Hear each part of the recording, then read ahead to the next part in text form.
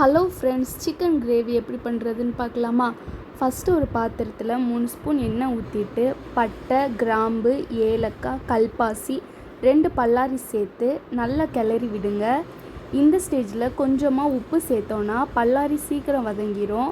2 spoon இஞ்சி பூண்டு paste சேர்த்து நல்லா கிளறி விடுங்க. கொத்தமல்லி, கருவேப்பிலை சேர்த்து நல்லா வதக்கி விடலாம். பாருங்கள், நல்லா வதங்கி வருது. இப்போ 3 தக்காளி சேர்த்து நல்லா கிளறி விடுங்க.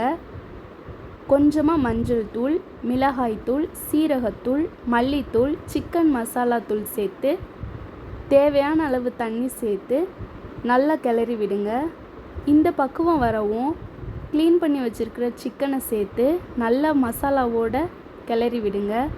கொஞ்சமாக தயிர் சேர்த்து நல்லா கிளறி விடலாம்.